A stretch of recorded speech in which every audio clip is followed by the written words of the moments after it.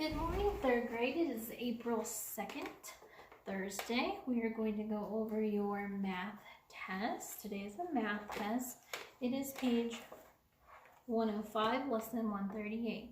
Number 1 says follow the signs. 2, solve the story problems. Number 3, divide. Write the remainder as a fraction. Number 4, you're going to divide. Number 5, round to the nearest dollar. 6, find the fractional part of each whole number. If you need to get an extra piece of paper to do these, you can work them out on there. Number 7, write the Arabic numerals for the Roman numerals. 8, reduce to lowest terms. And 9, write the missing term or the missing number. Okay, that is your math test. We're going to look at language today. We talked about adverbs yesterday. Adverbs is a word that describes a verb. And we talked how they answer the question how yesterday. We're going to talk about how they answer 2 questions today. So on the board, I have a question. I have a sentence that says, we helped mom yesterday. Our verb here is, let me get my helped. Our action word is help, so we underline it twice. Another question we can ask is when. So when did we help? We helped yesterday. So I can circle yesterday and draw an arrow back to helped. Yeah, here they have us circling. Want to make sure you're circling. Okay, so when did we help? We helped yesterday. Then we have another sentence that says, Mrs. Ames always smiles at me. So another question that adverbs sometimes answer is how often. Okay, so Mrs. Ames smiles when? Always. So smiles is our verb. Okay. She always, so that is how often. So you'll have the question how often, and then the other one we learned was, sorry, make sure I get it right.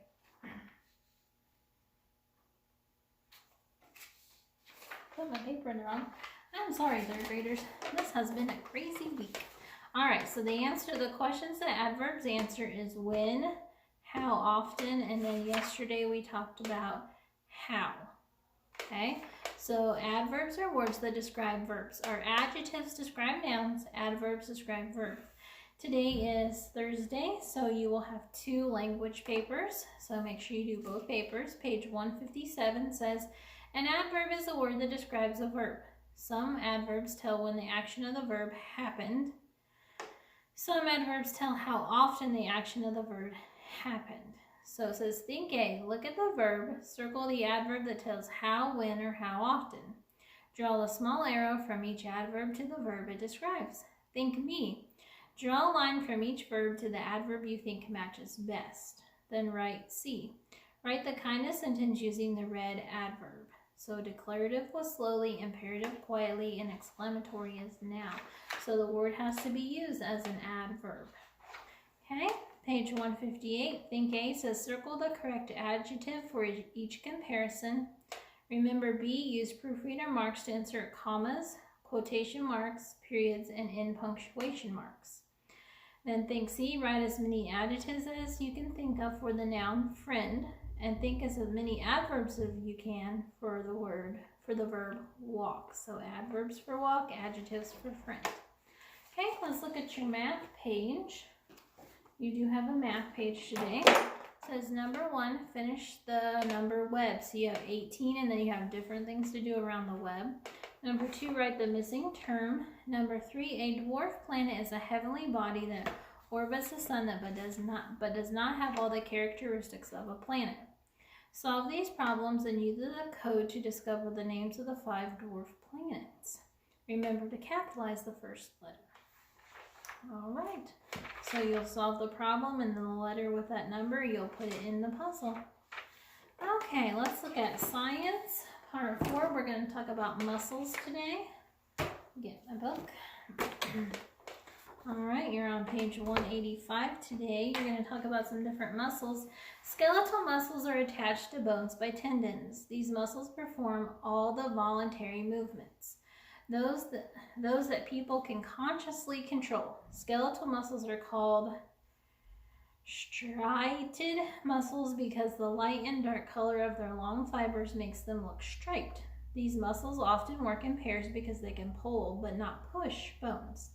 An obvious example of this is the arm. The biceps muscle pulls the forearm up and the tricep muscle lowers. One muscle contracts while the other relaxes. Muscle strength and flexibility are key components of physical fitness. Strength is important for endurance. It allows muscles to work for longer periods of time before getting tired.